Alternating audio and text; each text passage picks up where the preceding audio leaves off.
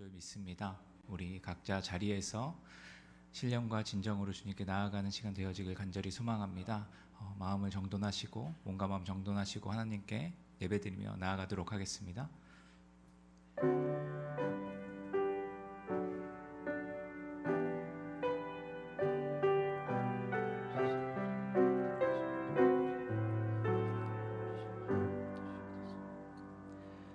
함께 사도신경으로 우리의 신앙을 고백하도록 하겠습니다.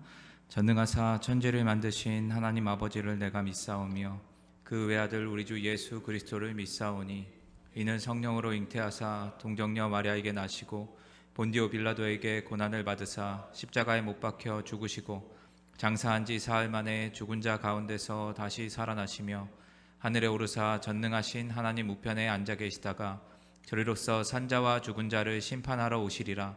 성령을 믿사오며 거룩한 공회와 성도가 서로 교통하는 것과 죄를 사하여 주시는 것과 몸이 다시 사는 것과 영원히 사는 것을 믿사옵나이다. 아멘.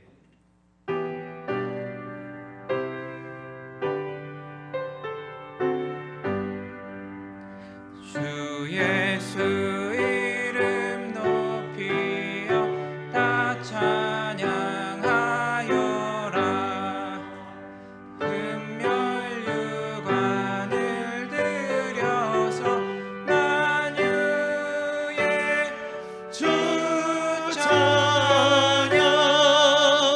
금멸유관을 들여서 만유의 주 찬양. 주 예수 당한 고난을 못 잊을 죄인아 내 귀한 몸에 바쳐서 만유의 주 찬양. 내 귀한 몸에 바쳐서 만유의 주 찬양. 이 지구 위에 거하는 온 세상 사람들 그 크신 위엄 높여서 만유의 주 찬양. 그 크신 위엄 높여서 만유의 주 찬양. 주 믿는 성도 다 함께 주 앞에 엎드려 무궁한 노래 불러서 만유의 주 찬양. 무궁한 노래 불러서 만유의 주 찬양. 아멘.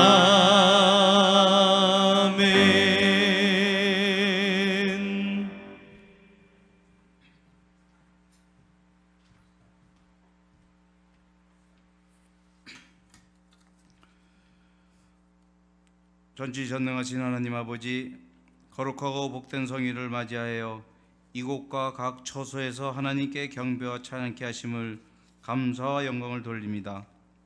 한 주간도 저희와 함께 하시고 지켜주심을 감사합니다. 죄사함의 세례를 받은 저희들은 날마다 예배의 삶을 살아가야 하지만 나의 생각과 욕심이 앞서지는 아니하였는가를 되돌아봅니다. 성령을 쫓아 행함으로 희락의 열매를 맺기를 기뻐하시는 주님, 주께서 주신 기쁨을 누리고 나누는 삶을 살기를 원합니다. 다른 사람과 비교하면서 스스로 불만족에 빠져지는 어리석은 삶을 포기하게 하시고 세상이 줄 수 없는 기쁨을 성령 임재 가운데 누리길 간절히 소망합니다. 우리가 준비하고 계획하는 일들을 선하신 뜻으로 성취하시는 하나님 아버지, 우리 중앙교회가 준비하고 계획하는 일들이 우리들의 기도를 통해서 행하시고 이루어 주시옵소서. 우리 교회가 이웃들이 당하는 고난을 공감할 수 있는 교회가 되고 어려운 짐을 나누어지는 성숙한 공동체 되길 원합니다. 하나님께서 주신 은총을 날마다 잊지 않고 감사하는 마음으로 하나님을 향해 드리는 삶을 살기를 간절히 원합니다. 모든 성도님들이 직장과 사업장이 하나님께서 채우시는 풍성함을 누리게 하옵시고 하나님의 비전을 향해 나가는 우리 교회가 재정의 압박을 당하지 않고 하나님의 일이 경제적인 어려움으로 방해받지 않게 하여 주시옵소서. 이민족을 오랜 순환의 역사 가운데서도 지키시고 인도하신 하나님 아버지, 주님의 은혜가 아니고는 결코 오늘이 있을 수 없음을 고백합니다. 먼저 하나님 앞에 축복받는 대통령과 위정자 되게 하시며 하나님이 세우신 권세를 남용하지 않게 하시고 나라와 백성을 섬기게 하여 주시옵소서. 신령과 진정으로 예배하는 자를 찾으신 주님, 이 시간 성령님께서 대언하시는 담임 목사님과 함께하여 주시사 오늘 주시는 말씀을 통해 하나님의 뜻을 발견하며 살아야 할 인생의 방향을 찾게 하여 주시옵소서. 때를 따라 도우시는 예수님 이름으로 기도합니다. 아멘.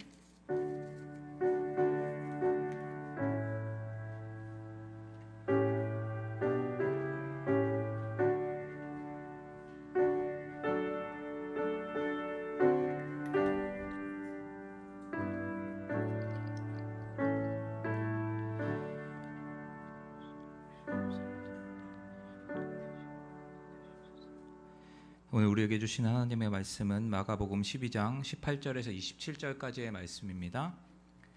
마가복음 12장 18절에서 27절까지의 말씀입니다.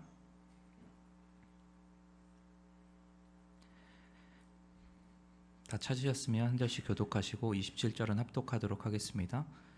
부활이 없다 하는 사두개인들이 예수께 와서 물어 이르되 선생님이여, 모세가 우리에게 써주기를 어떤 사람의 형이 자식이 없이 아내를 두고 죽으면 그 동생이 그 아내를 취하여 형을 위하여 상속자를 세울지니라 하였나이다. 칠형제가 있었는데 마디가 아내를 취하였다가 상속자가 없이 죽고 둘째도 그 여자를 취하였다가 상속자가 없이 죽고 셋째도 그렇게 하여 일곱이 다 상속자가 없었고 최후의 여자도 죽었나이다. 7사람이 다 그를 아내로 취하였으니 부활 때 곧 그들이 살아날 때에 그 중에 누구의 아내가 되리이까? 예수께서 이르시되 너희가 성경도 하나님의 능력도 알지 못함으로 오해함이 아니냐. 사람이 죽은 자 가운데서 살아날 때에 장가도 아니가고 시집도 아니가고 하늘에 있는 천사들과 같으리니라. 죽은 자가 살아난다는 것을 말할진대 너희가 모세의 책 중 가시나무 떨기에 관한 글에 하나님께서 모세에게 이르시되 나는 아브라함의 하나님이요 이삭의 하나님이요 야곱의 하나님이로라 하신 말씀을 읽어보지 못하였느냐. 하나님은 죽은 자의 하나님이 아니요 산 자의 하나님이시라. 너희가 크게 오해하였도다 하시니라. 아멘. 준비하신 예물 하나님께 올려드리도록 하겠습니다.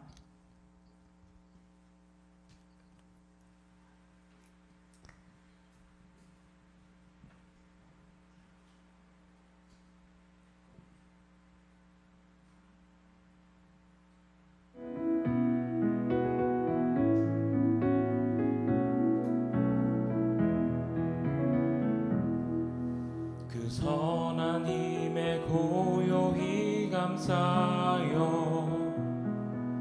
그 놀라운 평화를 누리며 나 그대들과 함께 걸어가네.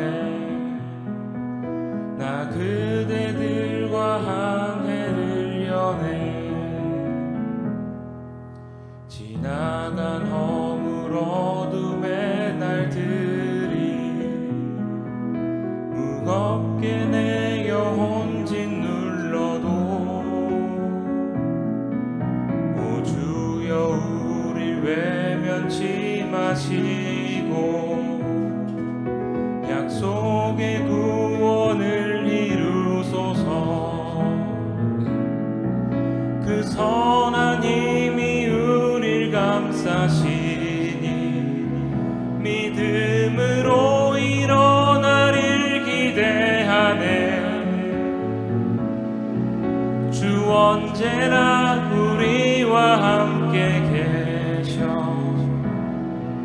하루 또 하루가 늘 새로워 주께서 밝히신 작은 촛불이 어둠을 헤치고 타오르네 그 빛에 우리 모두 하나 되어 온 누리에 비추게 하소서 그 선한 힘이 우릴 감싸시니 믿음으로 일어나릴 기대하네 주 언제나 우리와 함께 계셔 하루 또 하루가 늘 새로워 이 고요함이 깊이 번져갈 때 저 가슴 벅찬 노래 들리네 다시 하나가 되게 이끄소서 당신의 빛이 빛나는 이 밤 그 선한 힘이 우릴 감싸시니 믿음으로 일어나릴 기대하네 주 언제나 우리와 함께 계셔 하루 또 하루가 늘 새로워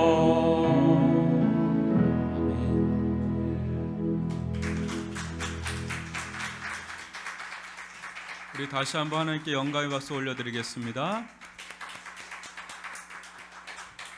제가 잠깐 기도드리겠습니다. 사랑의 하나님 아버지 감사를 드립니다.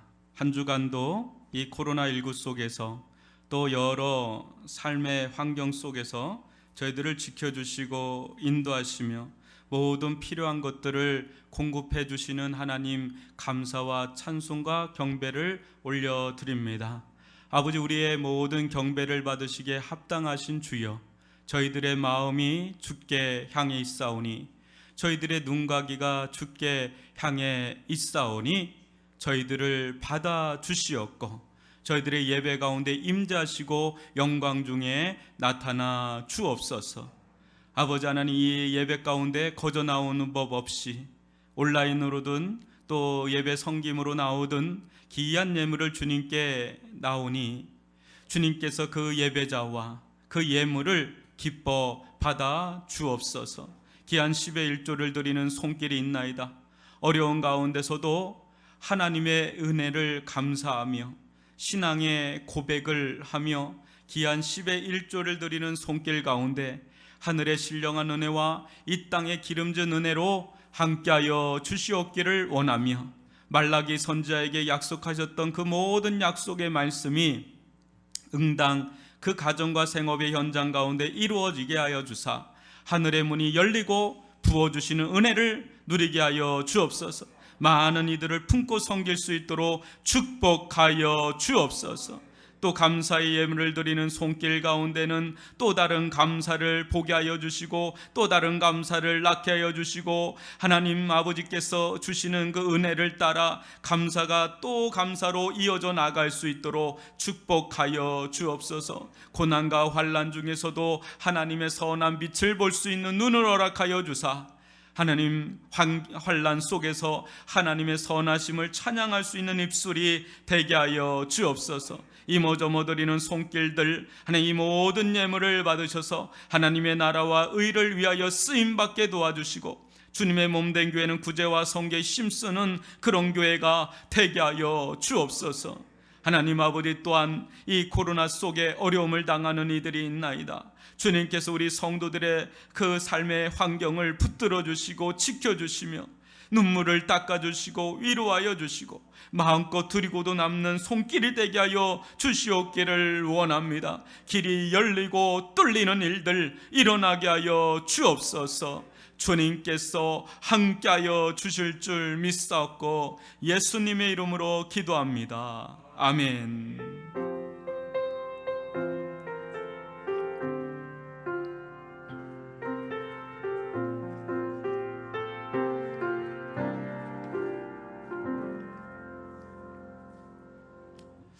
할렐루야. 예, 우리 오늘도 또 비대면으로 온라인으로 예배드린 우리 가정들이 참 많은데요. 일부 때 댓글을 많이 달아주셨어요. 우리 새 가족 성도 가정부터 막 달아서 막 밑에 박현수 권사님, 강소재, 강정수 권사님 뭐 해서 쭉 달아주셨는데 여러분 댓글 달아주시기를 바랍니다.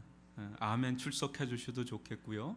그래서 대면 예배가 속히 올 수 있기를 바라고 대면 예배가 오는 대로 저희들이 공지해서 여러분들을 이 예배 현장 가운데 함께 할 수 있기를 바랍니다. 계속해서 조국 교회를 위해서 위례중앙교회를 위해서 대면 예배 또 일상의 자유로운 신앙 활동을 할 수 있도록 기도해 주시기를 바랍니다. 광고 말씀드리겠습니다. 추석 연휴가 수목금 있고 좀 몰랐는데 토요일이 개천절 그래 수목금 토요일 뭐 이렇게 쫘라락이더라고요. 저 그거 몰랐습니다. 그래서 수목금 추석 연휴 관계로요. 특별히 새벽 기도는 매일 합니다, 실은. 그런데 월화 이렇게 저희가 주보 광고를 낸 이유는 월요일, 화요일만 영상 송출을 여러분들 일일 배송 있죠? 그걸 해드리고 수목금은 저희들 그 기술자가 쉬어야 되는 관계로 그래서 예배는 드립니다. 여기 오픈해서 예배 드리니까 뭐 자유롭게 오시길 바라고 금요철야는 그럼 어떡하냐? 금요철야 합니다. 지금 기도할 때입니다. 그래서 금요철야 똑같이 하니까 금요철야 시간대 온라인으로 해도 아니면 현장 가운데 문의하시면 저희들이 좀 상황 봐서 좀 열어놓을 테니까 함께 해주시기를 바라고요. 주일 예배 합니다. 이렇게 봐주시면 좋을 것 같습니다.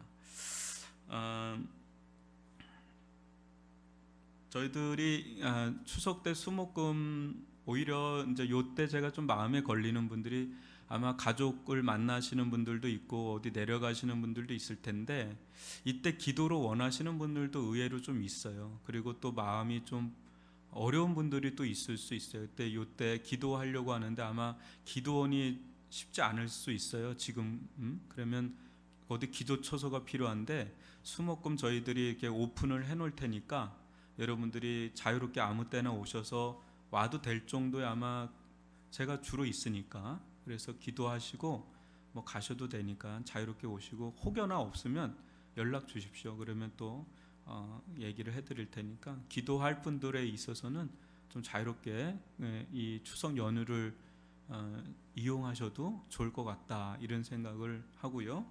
계속해서 광고 말씀드리겠습니다. 우리 40일 작전 기도를 하고 있는데 오늘로 한 21일째 되는 것 같습니다. 나라와 민족을 위해서, 교회를 위해서, 가정을 위해서, 개인을 위해서 한 40일 기도 작전 기도하면서 응답받을 수 있기를 바라고요. 스스로가 난 10일 작전 기도하겠다, 20일 작전 기도하겠다, 뭐 40일 작전 기도하겠다 이렇게 하면서 여러분들이 지금 기도로 자신의 영혼을 이렇게 달굴 수 있기를 바랍니다. 또 수험생을 위한 기도가 있는데 우리 중고등부 학생 기준으로 유주나 김주은 학생을 했는데요. 이 외에도 우리 권사님들 손주들 좀 있어요. 여러분들 전욱 전사님에게 얘기를 해주시면 저희들이 지금 고3 수험생들이 제일 어려워요. 올해 이 코로나로 인해서 정말 기도가 많이 되는데 이 자녀들을 위해서 기도를 해야 될 것 같습니다. 그리고 6번에 보면 물 한 그릇 사역 남아프리카 공화국 후원 안내를 했는데요. 계속해서 기도하시면서 섬겨 주시면 감사하겠습니다. 8번에 보면 릴레이 금식 기도가 있는데요. 참 감사해요. 이번 주에도 금식 기도를 한다는 건 대단한 일인데요. 특히 우리 탁상수 권사님, 신종순 권사님, 김미애 집사님 축복합니다. 수목금 딱 걸렸습니다.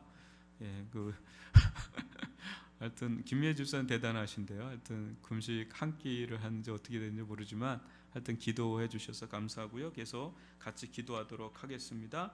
우리 온택트 사역 계속 좀 진행 중에 있는데 지금 이가 없으면 잇몸으로라도 사역을 한다. 그래서 영상, 온라인 이렇게 해서 우리 성도들과 좀 만나고 전화 신방이라든지 함께 하고 있으니까요. 함께 주시면 좋겠습니다. 제가 잠깐 기도하고 말씀 보도록 하겠습니다. 사랑의 하나님 아버지, 주님께서 저희들 가운데 은혜를 베풀어 주시는 줄 믿습니다. 한 치 앞도 알지 못하는 길을 간다 할지라도 주님은 깊은 그 먹구름 뒤에 찬란하게 빛나는 햇빛과 같으니, 하나님 아버지, 우리가 먹구름을 인해서 태양빛을 보지 못한다 하여 태양이 없는 것이 아니니, 하나님이 코로나19의 여러 우겨쌈 속에 하나님이 아니 계심이 아니요 도리어 하나님은 살아 역사하시는 줄 믿사오니, 그 믿음을 따라 나아갈 수 있도록 저희들 가운데 새 힘과 새 마음과 새 영을 허락하여 주옵소서. 오늘도 이 온라인으로 예배드리는 이들, 또 현장에서 예배위원으로 섬기는 이들 주님께 축복하여 주시옵고, 하나님 우리의 예배를 받으시며 하나님의 영광의 자소 안으로 들어가는 은혜를 누리게 하여 주옵소서. 예수님의 이름으로 기도합니다. 아멘.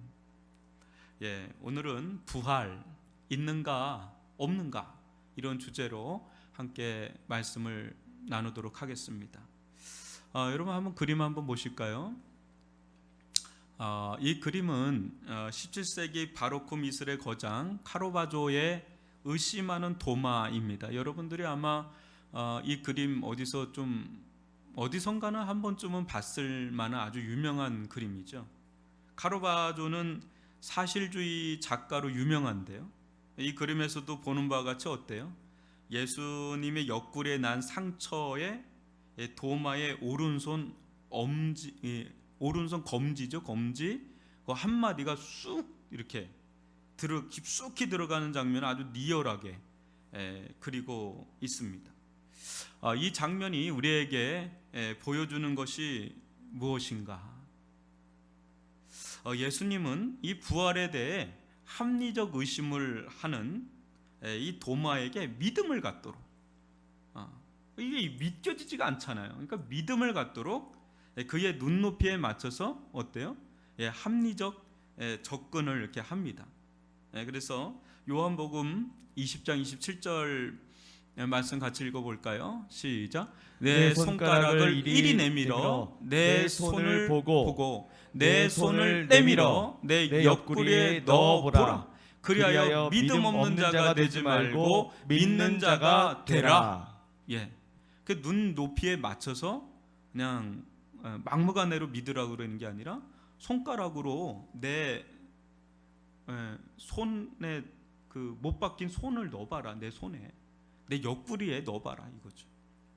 성경에서는 그 뒤에 도마가 창에 찔린 예수의 옆구리에 손가락을 넣었는지 그렇지 않았는지 말하지 않지만, 정말 도마가 이 카라바조의 그림처럼 이 손가락을 밀어서 넣었다면 어땠을까요?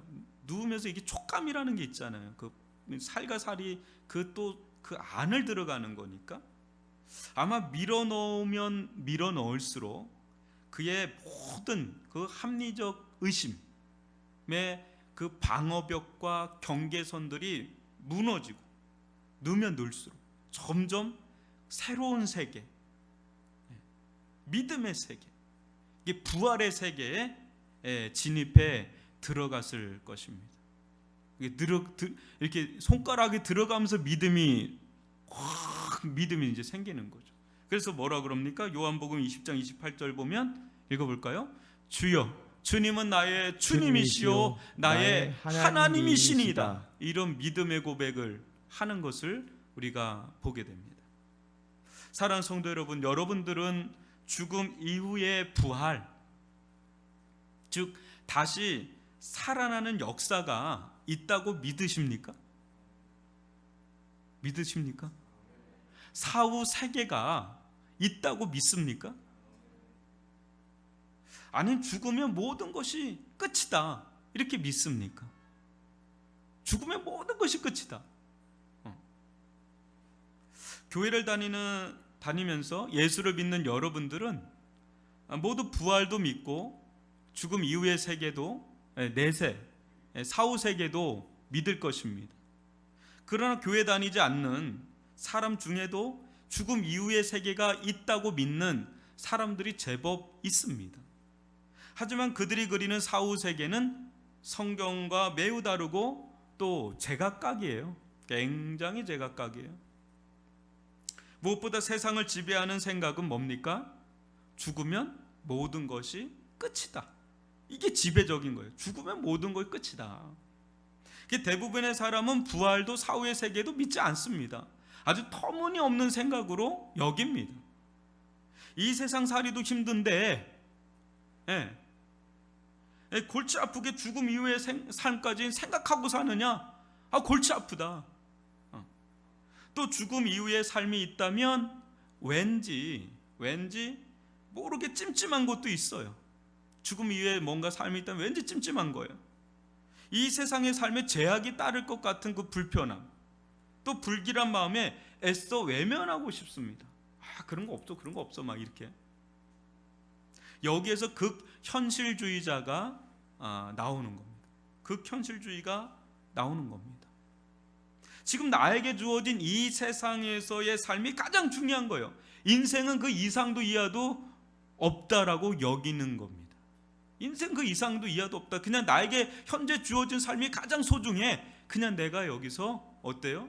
많이 먹고 보고 누리고 가지고 성공하고 성취하고 뭐 이게 관건이지 뭐 다른 거 별로 없어요. 그렇게 뭐 복잡하게 생각 안 합니다. 그냥 이 땅에서 많이 누리면서 사는 게 가장 복이다 이렇게 생각하면서 어때요? 거기에 자신의 인생을 쏟아붓고 갖은 애를 쓰면서 동분서주하면서 삽니다. 대부분의 사람들이 다 이 범주 안에 다 살아갑니다. 그러나 이렇게 죽으면 모든 것이 끝이다고 믿고 살면서도 어때요? 죽음 두렵습니다. 죽음을 죽기보다 두려워합니다. 죽음을 너무 두려워합니다. 여러분, 코로나19가 왜 우리가 이렇게 두려운 거예요? 왜 우리는 이렇게 코로나19를 두려워하는 겁니까? 대체 특히 우리 한국은 세계에서 제일 1등이라면서요? 걱정 국가 1위. 가장 방역을 잘하는데 걱정은 가장 많대요. 아마 미국같이 유럽같이 했으면 우리나라 아마 정권이 바뀌었을 것 같아요. 왜 이렇게 우리는 두려워하죠? 이유는 그거 아닙니까? 큰일 날까 봐서 아닙니까? 큰일 날까 봐서. 큰일 날까 봐서. 그 큰일 중에 궁극적으로 가장 큰 일은 뭡니까? 죽는 거예요. 죽는 거. 뭐 여러 가지 큰일이 있겠지만 가장 큰 일은 죽는 거잖아요. 죽을까 봐. 죽는 것이 그렇게 그토록 두려운 이유가 뭘까요? 우리가 이렇게 죽음을 두려워하는 이유가 뭘까요? 여러분 한번 생각해 보셨나요? 이렇게밖에 살지 못하고 죽는 것이 뻔히 아쉬워서, 아주 뭐 속상해서 난 죽는 게 너무 두렵다, 이런 분들도 있을 거고, 아니면 죽는 과정 자체가 너무 두렵다, 그래서 자면서 죽고 싶다 할 정도로 죽는 과정 자체, 죽음은 안 두렵는데 죽는 과정이 두렵다, 이런 분들도 있고요.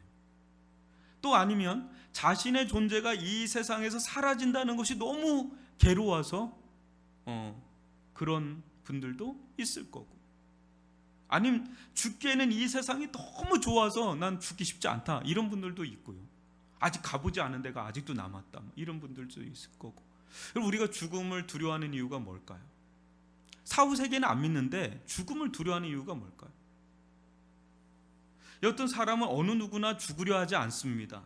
어떻게 해서든 살려고 애를 씁니다. 죽으면 모든 것이 끝이라고 믿는데도 막상 그 길로 들어서는 것을 죽기보다 싫어하고 죽기보다 두려워하고 죽기보다 고통스러워합니다. 그러면서도 죽으면 모든 것이 끝이다라는 이 깊은 허무주의가 있어요. 세상에 있는 모든 사람들은 깊은 허무주의가 있어요. 그 밑에 깔려 있어요.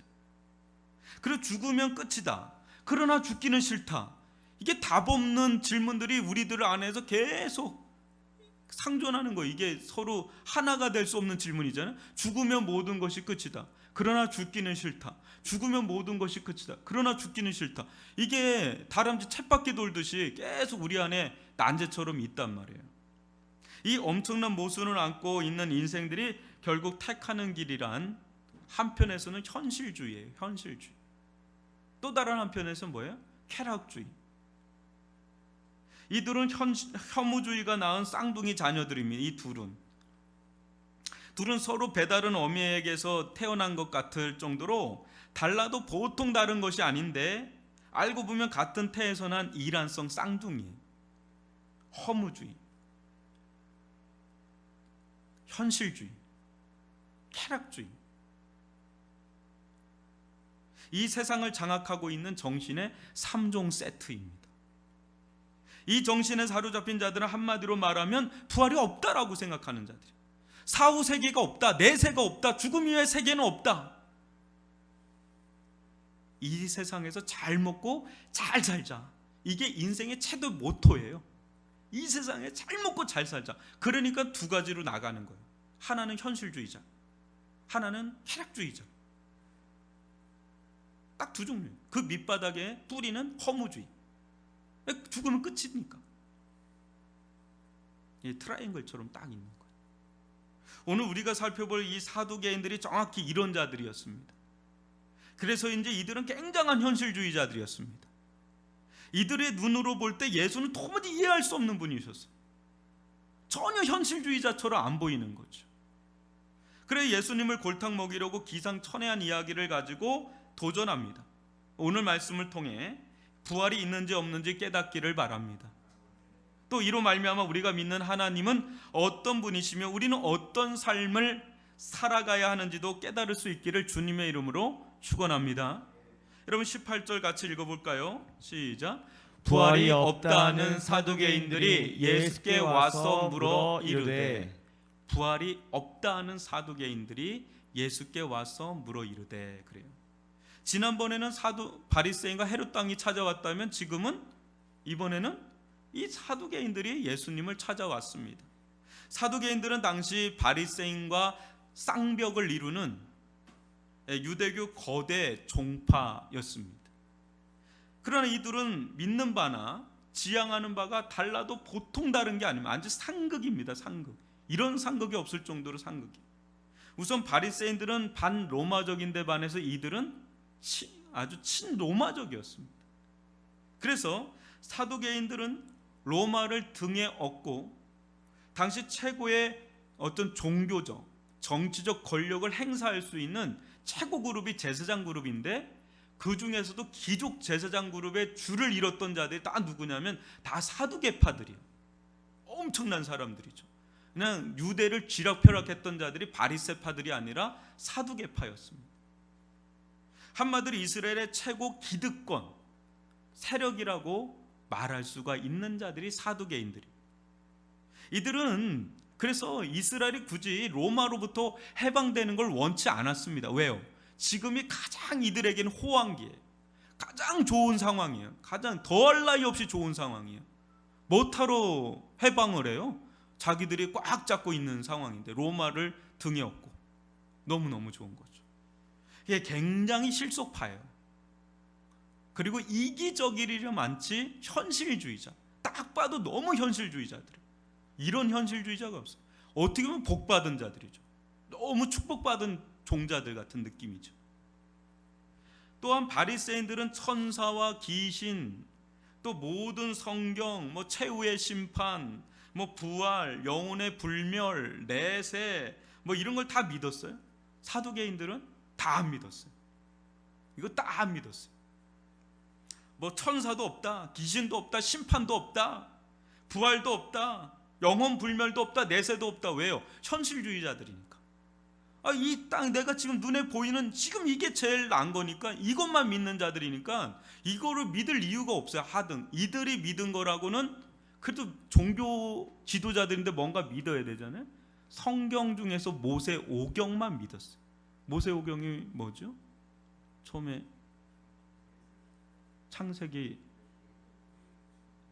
레위기, 출애굽기, 신명기, 민수기, 그 5권 그것만 딸랑 믿었어요. 그러니까 바리새인들과 서기관 이 사두개인들은 앙숙이에요. 앙숙. 서로 그러 으르렁으르렁 싸우고 그래요. 근데 중요한 것은 이들이 볼 때 예수는 어느 때는 너무 바리새파 같고 어느 때는 너무 사두개파 같아서 이 둘이 예수를 다 싫어했어요. 이 두 파가 예수를 다 싫어했어요. 여러분 이게 무엇을 말해줍니까? 참된 복음적 신앙은, 잘 들어보세요, 참된 복음적 신앙을 가진 자는 어느 때는 너무 내세적이어 보이는데 또 어느 때는 너무 현실적이어 보이는, 그게 참된 복음적 신앙이라는 거예요. 이 둘이 서로 쌍극을 이루는 게 아니라 하나로 통합된 신앙이 바로 참된 복음적 신앙이요, 가장 영적인 신앙이다라는 것을 우린 예수님을 통해서 보게 되는 거예요. 예수님을 볼 때 너무 내세적인데 또 이쪽에서 보면 예수님이 너무 현실적인 거죠. 그러기에 예수는 우리 신앙의 유일한 표준이요, 기준입니다. 저는 우리 모두 참된 신앙의 지표인 예수를 따르는 가장 내세적이면서도 가장 현실적인 삶을 살기를 주님의 이름으로 축원합니다. 우리 어떤 분을 보는데 너무 내세적인 그런 삶을 사는 것 같은데 딱 보면 또 너무 현실적인 삶을 사는, 야, 어떻게 저분은 이렇게 공존이 될 수 있나, 균형이 잡혀 있나, 그 사람이 가장 정확한 신앙의 길을 간다, 예수의 길을 간다라고 보면 딱 맞습니다. 그런 은혜를 누릴 수 있기를 바랍니다. 이들이 과연 여러분 무엇을 물어오는지 한번 보세요. 이 시험을 하려고 물어오는데 19절로 23절을 저와 여러분이 한 절씩 교독해 보겠습니다. 선생님이여, 모세가 우리에게 써주기를 어떤 사람의 형이 자식이 없이 아내를 두고 죽으면 그 동생이 그 아내를 취하여 형을 위하여 상속자를 세울지니라 하였나이다. 7형제가 있었는데 마지가 아내를 취하였다가 상속자가 없이 죽고, 둘째도 그 여자를 취하였다가 상속자가 없이 죽고, 셋째도 그렇게 하여 7이 다 상속자가 없었고 최후의 여자도 죽었나이다. 7사람이 다 그를 아내로 취하였으니 부활 때 곧 그들이 살아날 때에 그 중에 누구의 아내가 되리까? 이 부활을 믿지 않는 자들이 부활이 없다는 것을 이렇게 논중하는 거예요. 개변이죠. 개변 같은데 이들은 아주 이 논중을 펴서 부활은 없어요, 딱 그 얘기하려고 이렇게 해기망측한 이야기를 꾸며낸 겁니다. 여러분, 이들이 어디에서 이런 해기망측한 이야기를 끄집어낼 수 있었는가? 이들은 뭐만 믿는다 그랬어요? 아까 말한 것처럼 모세 오경만 믿는다 그랬죠? 근데 지금 여기에 단서를 제공할 수 있는, 근거를 제공할 수 있는 구절이 있는데 신명기 25장 5절과 6절입니다. 저와 여러분이 한 절씩 읽어보겠습니다. 형제들이 함께 사는데 그중 하나가 죽고 아들이 없거든 그 죽은 자의 아내는 나가서 타인에게 시집가지 말 것이요, 그의 남편의 형제가 그에게로 들어가서 그를 맞이하여 아내로 삼아 그의 남편의 형제된 의무를 그에게 다 행할 것이요, 그 여인이 낳은 첫 아들이 그 죽은 형제의 이름을 잊게 하여 그 이름이 이스라엘 중에서 끊어지지 않게 할 것이니라. 아멘. 여러분, 이를 보통 이제 계대 결혼이라고 부릅니다. 수혼이라고도 부르고 연혼 이렇게 부르기도 하는데 보통 계대 결혼으로 많이 이렇게 불립니다. 제임스 에드워즈라는 교수가 있는데 이분이 이제 이 상황을 뭐라고 설명을 하냐면 이렇게 설명합니다.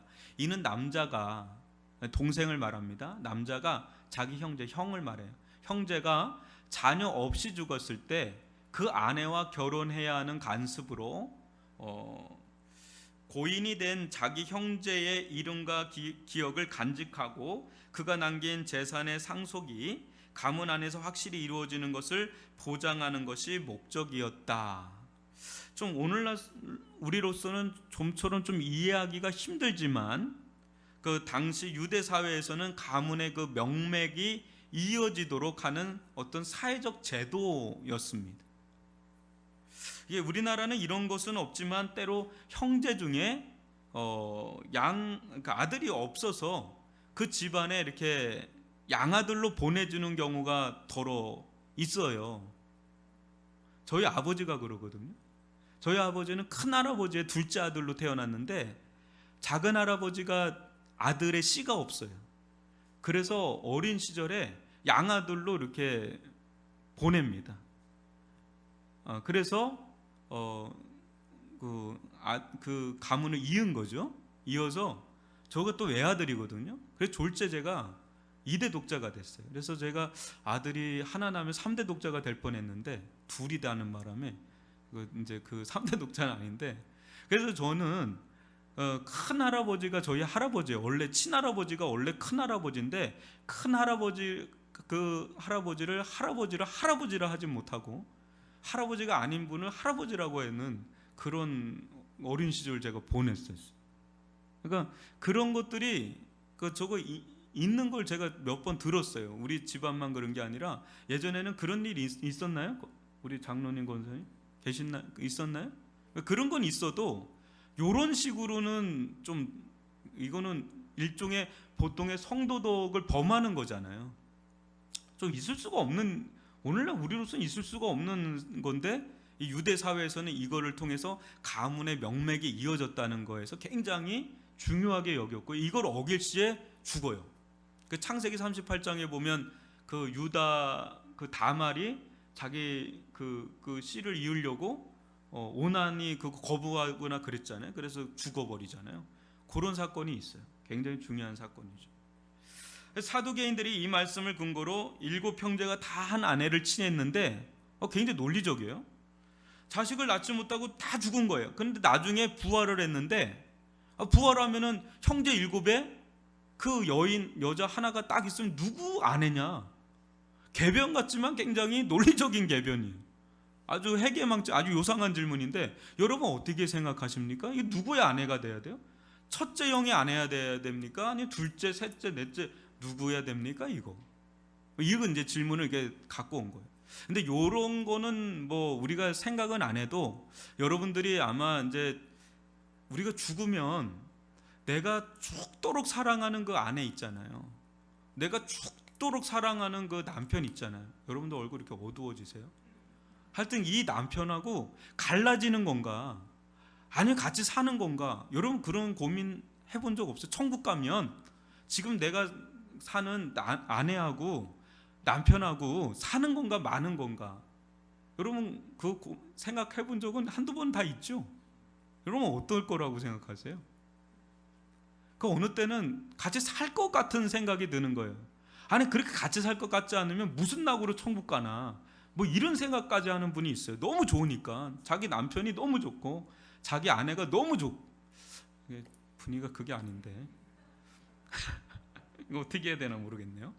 근데 어느 때는 이제 갈라져서 몰라보는 건 아닌가 이런 생각도 해보는 거예요. 누구시죠?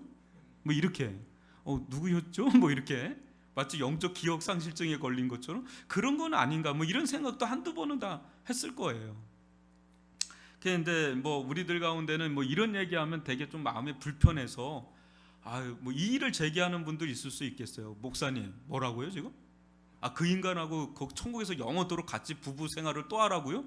저 그러려면 차라리 지옥 갈렵니다. 막 이렇게 막 우스갯소리로 하려는지도 모르겠습니다.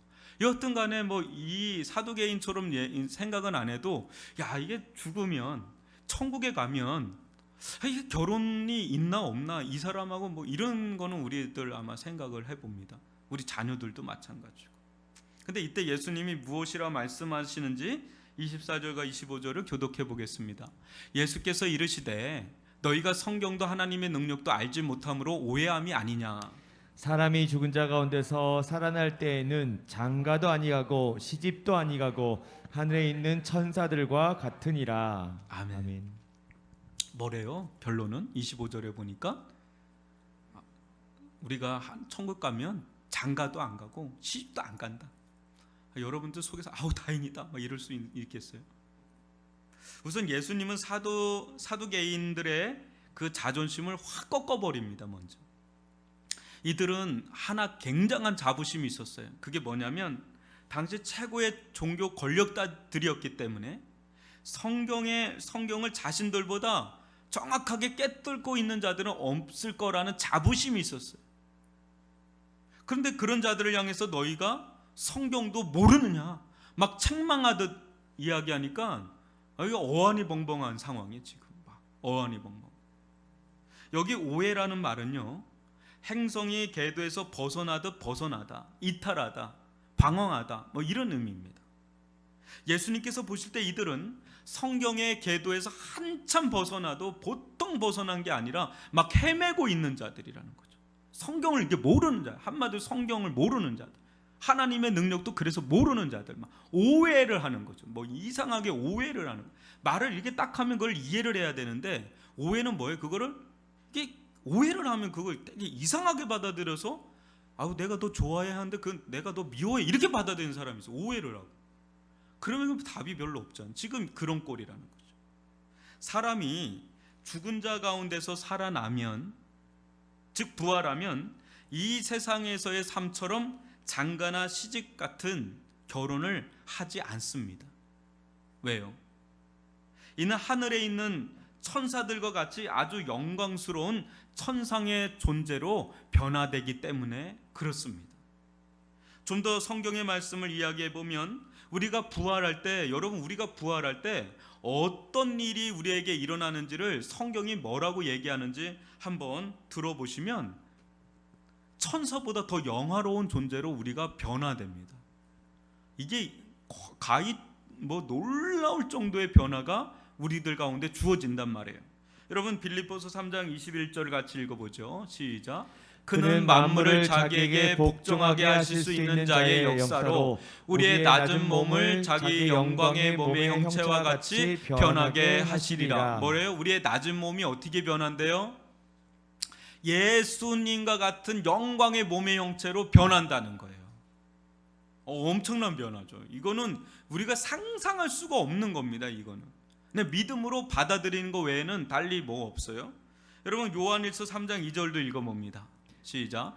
사랑하는 자들아, 우리가 지금은 하나님의 자녀라. 장래 어떻게 될지는 아직 나타나지 아니하였으나 그가 나타나시면 우리가 그와 같을 줄을 아는 것은 그의 참모습 그대로 볼 것이기 때문이니. 그가 나타나시면 우리가 어떻게 된대요?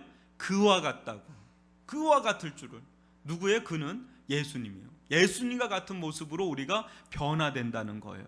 그래서 히브리서 1장 12절에는 뭐라고 나오는지 한번 읽어보죠. 시작. 모든 천사들은 섬기는 영으로서 구원받을 상속자들을 위하여 섬기라고 보내심이 아니냐. 천사들이 어떻다고요? 구원받을 상속자들, 우리들을 어떻게 하는 자들이에요? 천사는 섬기는 자라요. 섬기라고 보냄을 받은 섬기는 영이에요. 섬기는 영. 여러분 인간이 어느 정도의 위치에 있는지, 이 성도의 위상이 어느 정도인지를 가늠해 볼 수 있는 그런 구절이 바로 이런 구절입니다. 여러분 천사는 가히 탁월한 영적 존재지요. 천상적인 존재입니다. 영광스러운 천상적인 존재입니다. 그럼에도 성경에는 천사들을 위해 하나님께서 당신의 사랑하는 아들 예수를 십자가에 못 박기까지 사랑하셨다, 구원하셨다, 제사함을 주셨다, 뭐 이런 구절이 없습니다. 만약 그랬다면 사탄은 용서받고 구원받았을 거예요. 그런 거 없어요. 천사에게는 그런 게 없어요. 근데 인간에게는 당신의 사랑하는 아들 예수를 내어주시기까지 사랑하신다고. 또 어때요?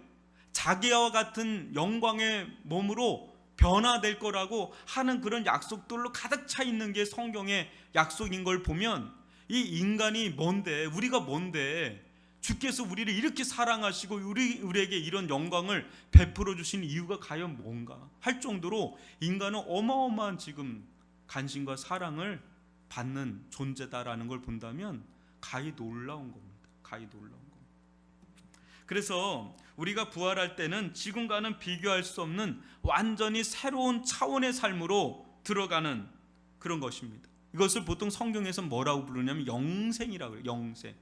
우리가 영생을 그냥 이터널 라이프, 그냥 길게 사는 이게 아니라, 영생은 우리의 존재 자체가 완전히 변화되는 거예요. 완전 영광스러운 천상적인 존재로 변화되는 거예요. 이게 우리의 소망인 줄 믿습니다. 이거보다 더 큰 소망이 있나요? 이거의 가장 큰 소망이죠. 죽음이 더 이상 침범할 수 없는 완전한 생명이기에 결혼이 필요 없다는 겁니다. 결혼이 필요 없습니다. 결혼은 서로 사랑해서 하는 것이기도 하지만, 처음부터 결혼 제도를 만드신 하나님은 두 가지 목적이 컸지요. 하나는 남자의 부족함을 채워서 하나의 온전한 인간으로 세우기 위해 여자를 만드셨습니다. 그래서 하나님께서 계획하셨던 대로 갔더라면 남자와 여자는 온전한 연합으로 한 몸을 이뤄서 이 부족함을 채웠을 것입니다. 서로. 그러나 어때요? 모든 인생사는 가족사라 할 만큼 오히려 부부의 세계는 우리의 죄로 번번이 실패하고 또 좌절하고 부족함만을 드러내곤 하는 게 결혼제도 아닌가요? 또 하나는 인간의 유한성 때문입니다. 결혼제도를 만든 이유는 인간의 유한성 때문이다. 만약 결혼제도를 통해서 생육하고 번성하지 않았다면 인간은 그 존재를 이어갈 수가 없이 애시당초 그냥 끝나버렸죠. 아담과 하와로 그냥 끝나버리는 거죠. 그러나 이 모든 것이 우리가 부활하면서 다 완성된다는 겁니다. 우리는 완전한 존재로 변화돼서 어때? 부족함이 전혀 없습니다. 완전한 존재. 사랑 어때요? 부부의 사랑도 승하지만 부부의 사랑과는 비교할 수 없는 완전한 사랑이 완전히 완성돼서 어때요? 부부의 사랑과는 비교할 수 없는 사랑으로 완전히 완성되니까 굳이 부부 결혼 제도를 하지 않아도 완전히 우리는 사랑으로 하나가 되는 거예요. 지금도 부부의 사랑은 놀랍다고는 하지만 어때요? 불완전하잖아요. 뭐 우정도 마찬가지고. 그러나 우리가 하나님 나라에 가면 사랑이 완성이 돼서 여러분 우리가 이렇게 대면하는 사이가 아니라 엄청나게 어마어마한 사랑의 관계로 회복이 돼서 굳이 결혼하지 않아도 충분할 정도의 사랑의 관계로 완성된 줄 믿습니다. 그럼 결혼할 필요가 없는 겁니다. 만약 천국에서 결혼제도가 있다면 여러분 어떨 것 같으세요? 천국에서 결혼제도가 있다면, 결혼이 있다면 혼인신고 어디다 해야 됩니까? 동사무소 가서 해야 됩니까? 아니면 어디 가서 해야 됩니까? 또 여러분 어때요? 내가 눈에 드는 이상형이 있어요. 남자든 여자든. 그러면 그 내가 이상형으로 두는 여자가 있든 남자가 있든 또 한 사람만 그 사람 좋아하겠어요? 또 거기서 또 경쟁이 일어나고 그러는데 그게 천국이겠느냐는 거예요. 그게 하나님 나라겠느냐는 거예요. 아니다라는 거죠. 천국에서는 또 어때요? 우리 유한성이 다 사라지고 영생 불사를 하기 때문에 어때요?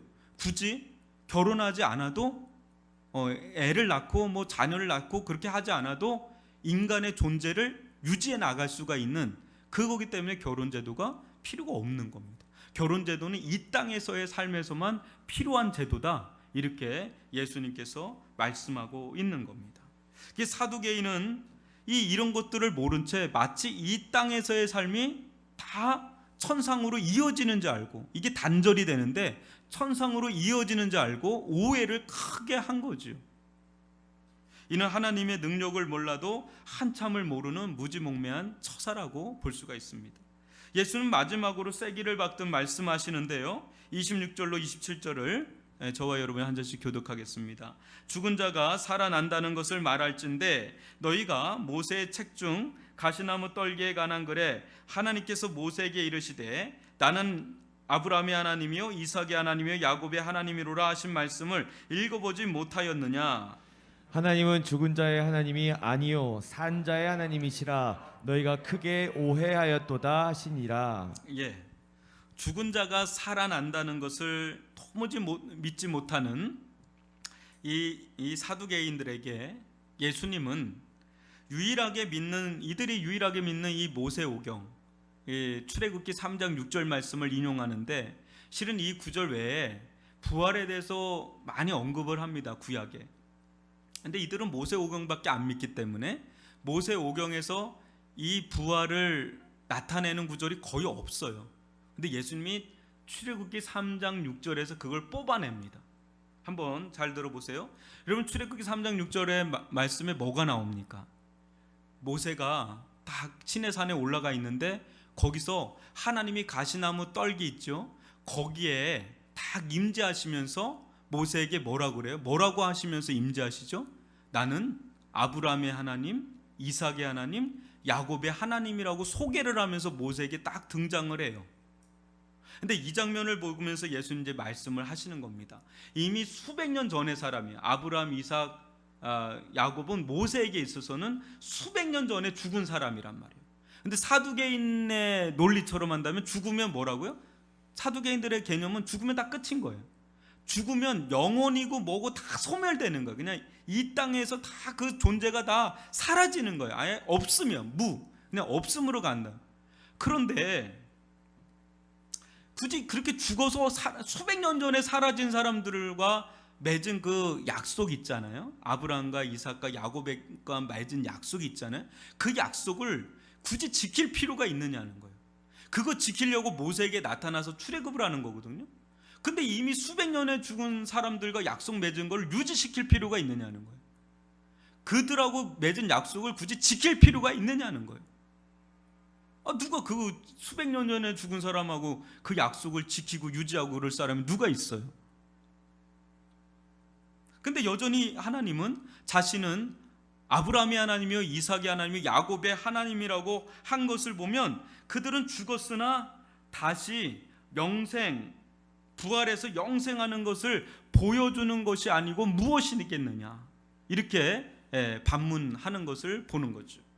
이들과 맺은 약속이 여전히 유효한 상태에 놓여 있음을 보여주는 것이 아니고 무엇이겠느냐, 그 모세에게 나타나서 나는 지금도 아브라함의 하나님이다, 나는 지금도 이삭의 하나님이다, 나는 지금도 야곱의 하나님이다. 그래서 그들과 맺고 있는 이 약속을, 지금도 맺고 있는 이 약속을 내가 너를 통해서 이루어야 되겠다, 이렇게 나타나셨다라고 본 거예요. 지금 살아있다라고 여기신다는 거. 하나님은 이들이 살아있다, 부활하여 영생하고 있다라고 여기신다라고 이렇게 이 말씀을 가지고 설명하고 있는 겁니다. 우리가 믿는 하나님은 죽은 자의 하나님이 아니십니다. 우리가 믿는 하나님은 산 자의 하나님이신 줄 믿습니다. 우리가 믿는 하나님은 죽은 자와 상대하는 분이 아니에요. 썩어 문드러지고 없어지고 그냥 죽은 자, 그냥 소멸한 자하고 상대하는 분이 아닙니다. 아예 없는데 뭘 상대를 해요? 상대한다는 건 있으니까 상대를 하는 거잖아요. 없는데 어떻게 상대를 해요? 우리가 믿는 하나님은 살아있는 자와 상대하시는 분이신 줄 믿습니다. 그래서 예수님이 하나님은 죽은 자의 하나님이 아니라 산 자의 하나님이다. 왜 너는 죽은 자의 하나님처럼 너희들은 그렇게 생각하느냐 하면서, 여러분 우리가 마가복음 9장에서도 변화산에서 누가 내려와요? 한쪽에서는 모세가 내려오고 한쪽에서는 엘리야가 내려와서 이야기하는 장면을 봤죠. 모세와 엘리야는 수천 년 전에 없어진 사람이에요, 이 세상에서. 근데 뭐예요? 부활해서 영생했다는 증거죠. 그러니까 내려와서 그때 하늘에서 내려오는데 무슨 헬리콥터 타고 내려오고 그런 게 아니에요. 그 예수님이 몸을 그대로 공중에 올린 것처럼 그때 우리 몸은요 천사의 몸하고도 너무 다를 정도의 영광스러운 몸이에요. 그러니까 내려와서 예수님과 별세에 대해서 이야기하다 올라가잖아요. 그게 모세와 엘리야잖아요. 그와 같다는 거. 이것도 우리가 죽어서 부활해서 영생을 누린다는 것을 보여주는 대목입니다. 여러분 구약 성경에 부활에 대한 언급을 하는 말씀이 상당히 많이 나오는데, 여러분 다니엘서 12장 2절 말씀 읽어볼까요? 시작. 땅의 티끌 가운데에서 자는 자 중에서 많은 사람이 깨어나 영생을 받는 자도 있겠고 수치를 당하여서 영원히 부끄러움을 당할 자도 있을 것이며, 영생을 받을 자도 있고 영원히 부끄러움을 당할 자도 있다. 이거 엄청난 부활의 말씀이죠. 또 이사야서 26장 19절도 읽어볼까요? 시작. 주의 죽은 자들은 살아나고 그의 시체들은 일어나리이다. 티끌에 누운 자들아 너희는 깨어 노래하라. 주의 이슬은 빛난 이슬이니 땅이 죽은 자들을 내놓으리로다. 아멘. 이거 아주 노골적으로 부활에 대해서 언급을 했죠. 욥기 19장 25, 26절 한 절씩 읽어보죠. 내가 알기에는 나의 대속자가 살아계시니 마침내 그가 땅 위에 서실 것이라. 내 가족이 벗김을 당한 뒤에도 내가 육체 밖에서 하나님을 보리라. 내 가족이 벗김을 당한 뒤에도, 이건 죽은 뒤에도를 말합니다. 내가 육체 밖에서 뭘 본다고? 누굴 본다고요? 하나님을 본다. 근데 이런 날이 온다는 거죠. 신약 성경에는 보다 더 구체적으로 부활이 계시되어 있는데요. 요한복음 5장 29절 읽어볼까요? 시작. 선한 일을 행한 자는 어떻게 해요? 생명의 부활로, 악한 일을 행한 자는 심판의 부활로. 그래서 여러분 신자만 부활하는 게 아니에요. 불신자들도 다 부활해요. 근데 부활할 때 몸이 달라요. 하나는 생명을 받을 몸으로 부활을 하고요, 하나는 심판을 받을 몸으로 부활합니다. 그 지옥에서도 안 죽어요, 여러분. 안 죽어요. 여러분 지옥을 죽을 거라고 생각하죠? 안 죽는 게 지옥이에요. 근데 심판으로 계속 영원토록 심판을 받는 부활이 된다는 게 지옥인 거예요. 그래서 예수님은 뭐라 그럽니까? 요한복음 11장 25, 26절 같이 읽어봅니다. 예수께서 이르시되 나는 부활이요 생명이니 나를 믿는 자는 죽어도 살겠고 무릇 살아서 나를 믿는 자는 영원히 죽지 아니하리니 이것을 내가 믿느냐?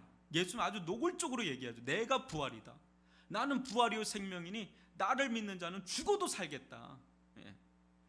그 예수님을 믿는 자는요, 예수님과 함께 죽음을 통과할 때 예수님과 같은 부활의 영체를 덧입게 됩니다. 그때 우리의 모습이 확연하게 변화가 되는데 이것을 가장 잘 묘사한 말씀이 고린도전서 15장 49절로 54절입니다. 한번 여러분 잘 읽어보십시오. 한 절씩 교독으로 읽어봅니다. 우리가 흙에 속한 자의 형상을 입은 것 같이, 지금 우리의 모습입니다. 또한 하늘에 속한 이의 형상을 입으리라. 형제들아, 내가 이것을 말하노니 혈과 육은 하나님 나라를 이어받을 수 없고 또한 썩는 것은 썩지 아니한 것을 유업으로 받지 못하느니라. 보라, 내가 너희에게 비밀을 말하노니 우리가 다 잠잘 것이 아니요 마지막 나팔에 순식간에 호련히 다 변화되리니 나팔 소리가 나매 죽은 자들이 썩지 아니할 것으로 다시 살아나고 우리도 변화되리라. 이 썩을 것이 반드시 썩지 아니할 것을 입겠고 이 죽을 것이 죽지 아니함을 입으리로다. 이 썩을 것이 썩지 아니함을 입고 이 죽을 것이 죽지 아니함을 입을 때에는 사망을 삼키고 이기라고 기록된 말씀이 이루어지리라. 아멘. 예, 이런 날이 온다는 거죠. 완전히 우리 지금 썩을 몸, 이런 몸들이 완전히 하늘의 형상을 덧입고 썩지 아니할 몸으로 죽음이 삼킬 수 없는 완전한 영생체로 우리가 부활할 거다, 이렇게 말씀하고 있는 겁니다. 그러므로 여러분, 정말 부활을 믿는다면 어떻게 살까요? 정말 부활이 있다고 믿는다면, 부활이 없다고 믿는 자, 그러니까 죽음 이후의 세계가 없다고 믿는 자하고는 확연하게 다른 삶을 살겠죠. 죽으면 딱 끝이다라고 사는 삶하고 죽음 이후에 세계가 있다라고, 내세가 있고 하나님의 나라가 있다라고 믿고 사는 사람하고는 삶이 완전히 달라도 다를 수밖에 없죠. 여러분, 고린도전서 15장 32절로 35절을 교독하겠습니다. 죽은 자가 다시 살아나지 못한다면 내일 죽을 터이니 먹고 마시자 하리라. 속지 말라. 악한 동무들은 선한 행실을 더럽히나니 깨어 의를 행하고 죄를 짓지 말라. 하나님을 알지 못하는 자가 있기로 내가 너희를 부끄럽게 하기 위하여 말하노라. 여기까지 보겠습니다.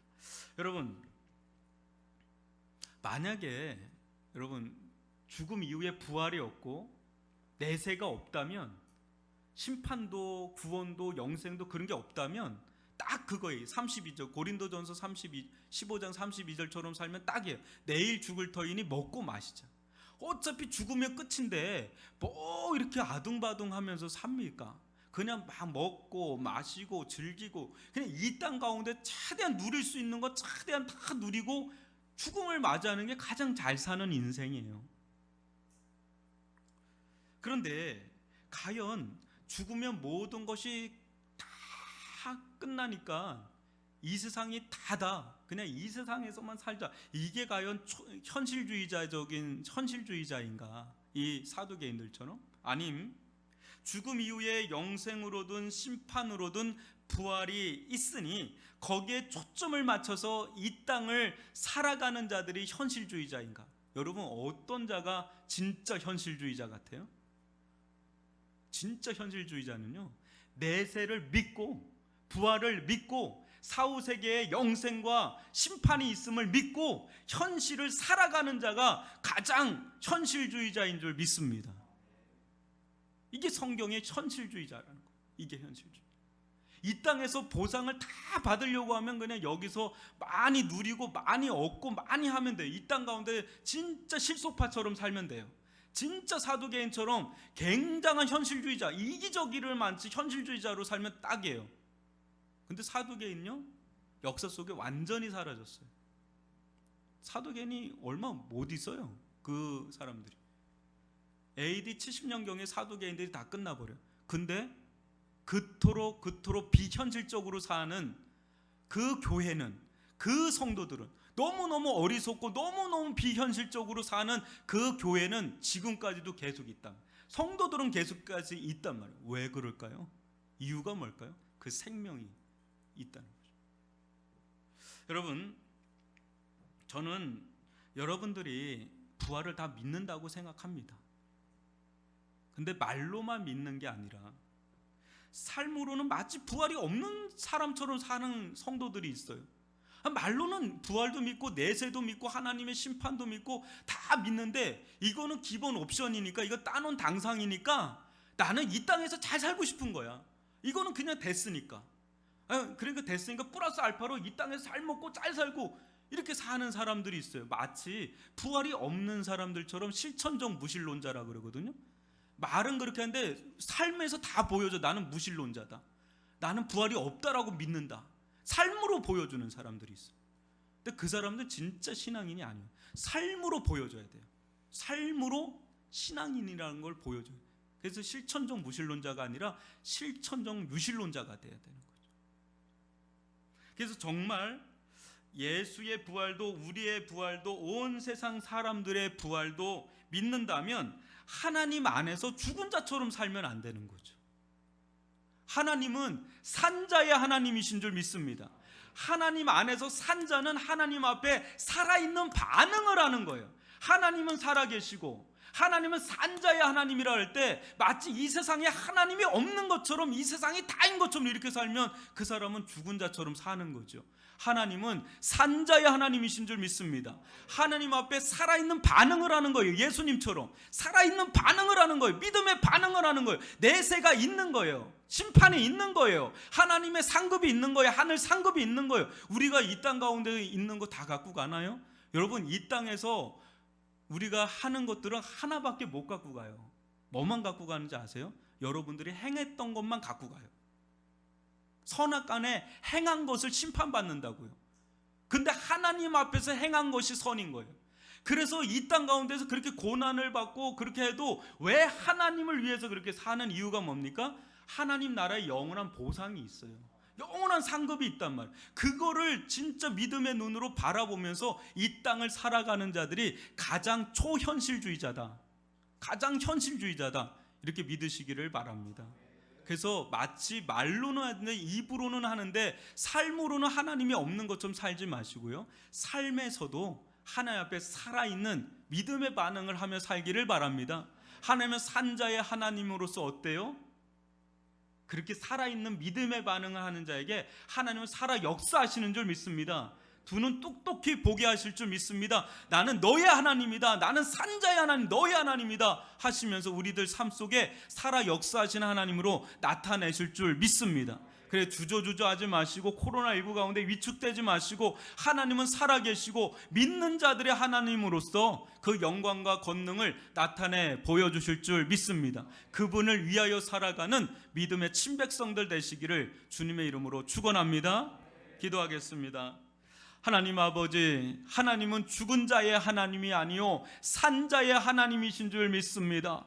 하나님은 지금도 아브라함의 하나님이요 이삭의 하나님이요 야곱의 하나님이요 모세의 하나님이요 엘리야의 하나님이신 줄 믿습니다. 아울러 우리의 하나님이신 줄 믿습니다. 우리가 이 땅의 삶이 다가 아닙니다. 우리는 영생불사를 하는 영원 불멸의 내세 부활의 영체를 가질 영광스러운 존재들인 줄 믿습니다. 당당하기를 원합니다. 주님 안에서 일어나기를 원합니다. 산자답게 살아가기를 원합니다. 하나님 앞에 살아있는 믿음의 반응을 하며 살아가는 자들 되게 하여 주시고 우리들의 삶 속에 하나님의 영광과 능력이 나타나게 하여 주어서 어려움 속에서 건져내 주시옵소서. 코로나19 가운데서 건져내 주시옵소서.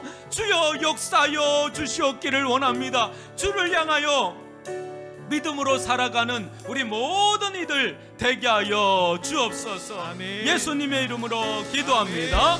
아멘. 우리 다 같이 일어나시고 온라인으로 예배 드리시는 분들도 좀 일어나셔서 같이 찬양하며 나갑니다.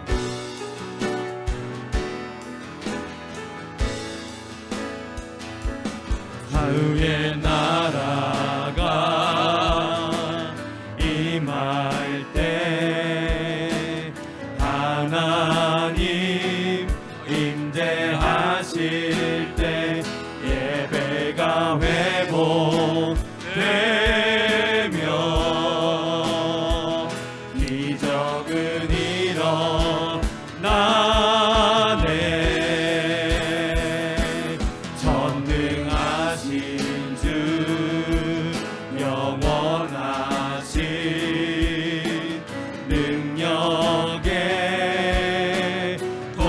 시작 자유가 회복되며 주 백성 돌아오네.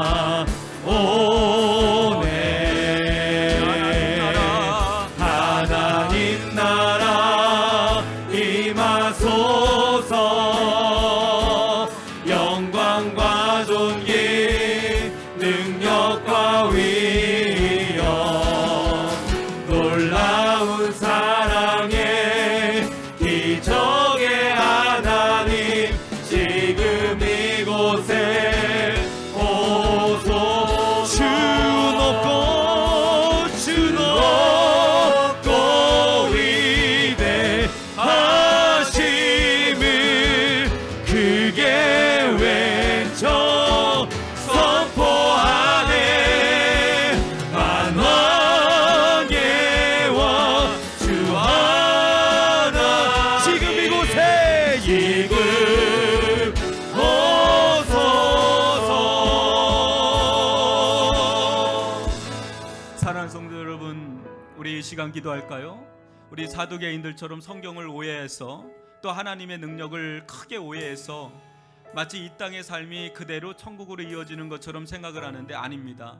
천국은 지금의 우리의 삶하고는 완전히 다른 전혀 새로운 차원의 삶의 범주로 들어가는 완전히 새로운 천상적 존재로 우리가 변모돼서 변화돼서 들어가는 그런 하나님의 권능의 나라임을 알고 우리가 지금의 이런 모습이 아니라 영광스러운 천상적 존재로 변화된다는 걸 믿고 또 아브라함의 하나님, 이삭의 하나님, 야곱의 하나님이기를 자처하시는 그 하나님께서 우리의 하나님, 지금도 아브라함과 이삭과 야곱을 살아있는 자로 여기며 그들과 맺은 언약의 말씀, 영원한 약속의 말씀을 지금도 실현해 가시는 그 하나님을 바라보면서 우리는 영생불사하는 부활의 영체를 가진 자들임을 산자로 드러나게 되는, 영원히 산자로 드러나게 됨을 알고 우리들의 삶의 목적, 우리들의 삶의 길, 우리들의 궁극적인 소망은 결국 하나님께 있음을 알고 그 하나님을 기준으로 삼아서 그 예수님을 기준으로 삼아서 오늘을 살아내가는 진정한 리얼 현실주의자가 되어져 나갈 수 있게 달라고 하나님 나라의 영광과 하나님 나라의 그 무한한 상급을 바라보면서 우리 이 땅 가운데 하나님을 향해 충성봉사를 다하며 하나님을 향해 경외하며 하나님을 섬기는 친백성들 되게 해달라고, 산자답게 살아가게 해달라고 우리 이 시간 주여 한번 부르면서 기도합니다. 주여, 아버지 하나님, 아버지 하나님 나라 임하소서. 지금 이곳에 영광과 존귀 능력과 위엄 놀라운 사랑의 기적의 하나님 지금 이곳에 오소서. 하나님 나라가 있고 하나님 앞에 서야 될 때가 없기에 아버지 그것 떨리고 주님 앞에 살기를 원합니다. 크게 외쳐 선포하네. 만왕의 왕 아버지 살아있는 신앙으로 살기 원합니다. 부활이 없는 것을 하나님 영원한 생애가 하나님 나라 임하소서. 영광과 존귀 능력과 위엄 놀라운 사랑의 기적의 하나님 지금 이곳에 오소서.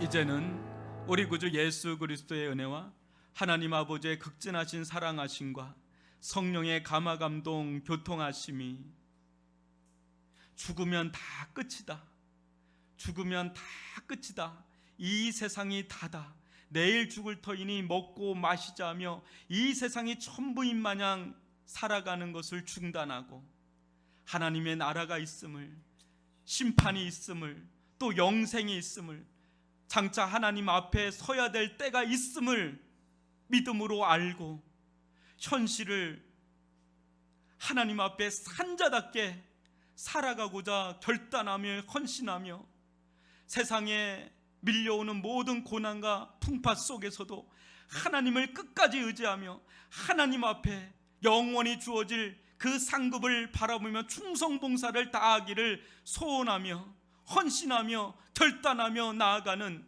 이 자리에 또 온라인으로 머리 숙이고 있는 모든 백성들, 그 성도들과 그 가정과 자녀와 생업의 현장 위에 또 전 세계 빛도 없이 이름도 없이 수고와 헌신을 다하고 계시는 우리 선교사님들과 그들의 사역 위에 이 나라와 민족과 세계 열방 가운데 곳곳에 숨어서 하나님을 경외하며 바라보며 산소망을 품고 살아가는 모든 무성도들 그 머리 위에 이제로부터 영원토록 함께 있을지어다. 아멘.